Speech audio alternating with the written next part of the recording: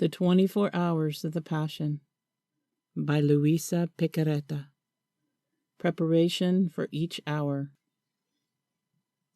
O my Lord Jesus Christ, prostrate in your divine presence, I implore your most loving heart to admit me to the sorrowful meditation of the 24 hours in which, for love of us, you wanted to suffer so much.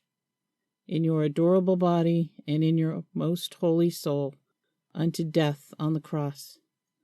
Oh, please, give me help, grace, love, deep compassion and understanding of your sufferings, as I now meditate on this hour.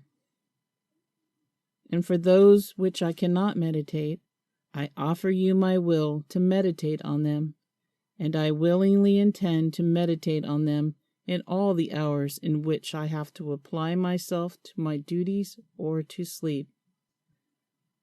Accept, O merciful Lord, my loving intention, and let it be beneficial for me and for all, as if I effectively and in a saintly way accomplished what I wish to practice. Meanwhile, I give you thanks, O my Jesus, for calling me to union with you by means of prayer.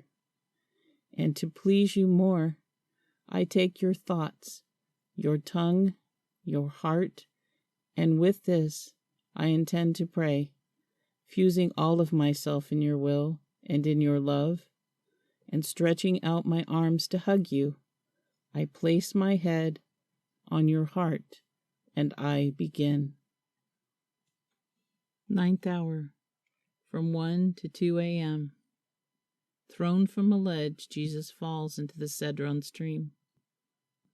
My beloved good, my poor mind follows between vigil and sleep.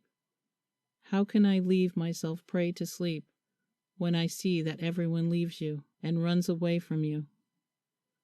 The apostles themselves, the fervent Peter, who a little while ago said he wanted to give his life for you, the beloved disciple whom, with so much love, you allowed to rest upon your heart. Ah, they have all abandoned you, and leave you at the mercy of your cruel enemies. My Jesus, you are alone. Your most pure eyes look around to see if at least one of those favored by you is following you, to prove to you his love and defend you. And as you see that no one has remained faithful to you, your heart catches, and you burst into crying. You feel more pain for the abandonment of your most faithful ones than for what the very enemies are doing to you. My Jesus, do not cry, or rather, let me cry together with you. And lovable Jesus seems to say, Ah, child, let us cry together over the lot of so many souls consecrated to me, who, over little trials, over incidents of life, no longer take care of me and leave me alone. For many others, timid and cowardly, who for lack of courage and trust abandon me. For many upon many who, not finding their own advantage in holy things, do not care about me. For many priests who preach, who celebrate, who confess for love of interest and of self-glory. These show that they are around me, but I remain always alone. Ah, child, how hard is this abandonment for me! Not only do my eyes cry, but my heart bleeds. Oh, please, I pray you to repair my bitter pain by promising that you will not leave me alone. Yes, O my Jesus, I promise, helped by your grace, identifying myself with your divine will. But, O Jesus, while you cry over the abandonment of your dear ones, the enemies spare no outrage that they can do to you. Gripped and bound as you are, O my good, to the point that you cannot even take a step by yourself. They trample on you, they drag you along those ways full of rocks and thorns, such that there is no movement which does not make you knock against the rocks and be pricked by the thorns. Ah, my Jesus, I see as they drag you, you leave behind yourself your precious blood and your golden hair that they tear from your head. My life and my all, allow me to gather it, that I may bind all the steps of the creatures who do not spare you even at night time. Rather, they use the night to offend you more, some for gatherings, some for pleasures, some for theatricals, some for committing sacrilegious thefts. My Jesus, I unite myself to you in order to repair for all these offenses. But, O my Jesus, we are now at the Cedron stream, and the perfidious Jews prepare to throw you into it. They make you bump against a rock that is there, and with such violence as to make you shed your most precious blood from your mouth, with which you mark that rock. Then, pulling you, they cast you down into those putrid waters, in such a way that these enter into your ears, into your mouth, into your nostrils. O unreachable love, you remain inundated and as though wrapped by those putrid, nauseating, and cold waters. And in this way you represent vividly the heart-rending state of creatures when they commit sin. Oh, how they remain covered, inside and outside, by a mantle of filth, such as to be disgusting to heaven, and to whoever can see them, therefore attracting the lightnings of divine justice upon themselves. Oh, life of my life, can there ever be a greater love?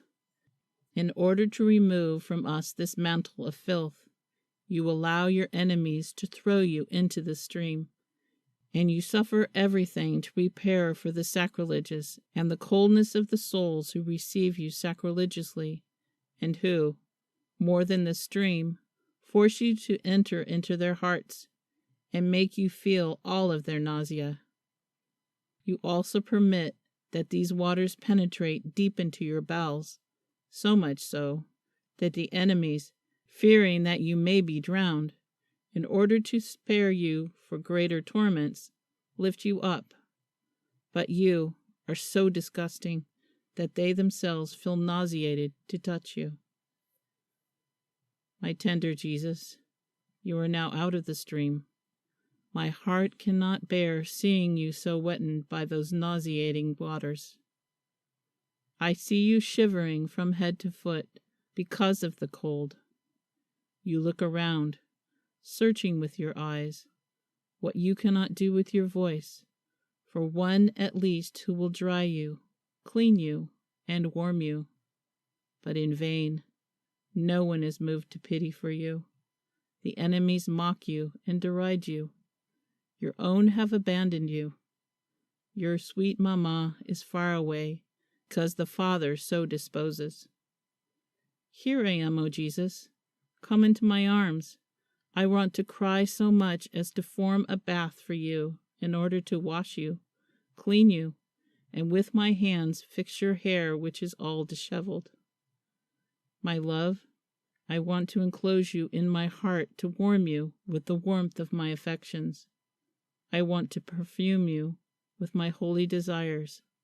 I want to repair for all these offenses and place my life together with yours in order to save all souls.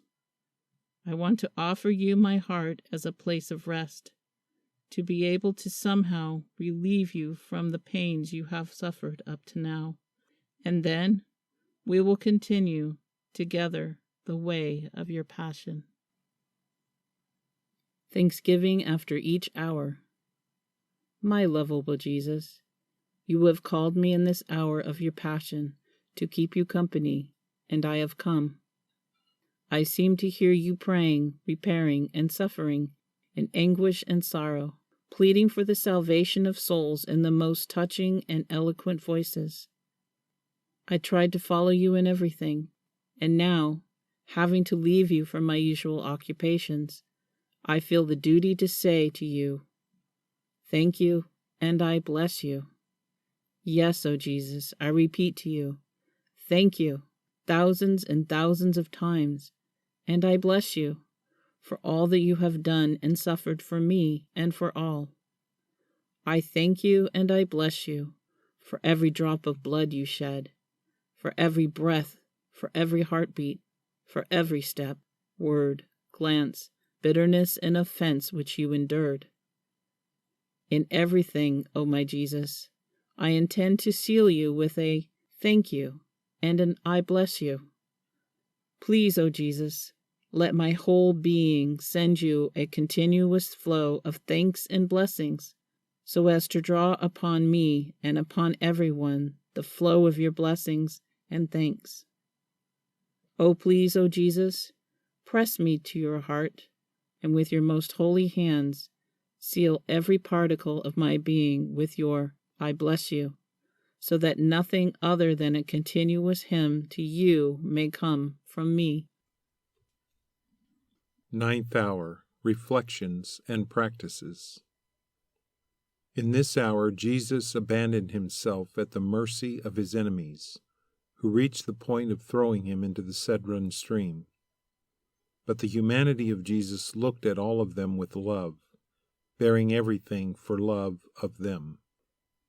And we? Do we abandon ourselves at the mercy of the will of God?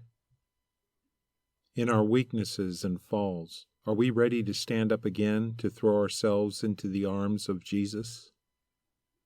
Tormented Jesus was thrown into the Cedron stream, feeling suffocation, nausea, and repugnance. And we? Do we abhor any stain and shadow of sin?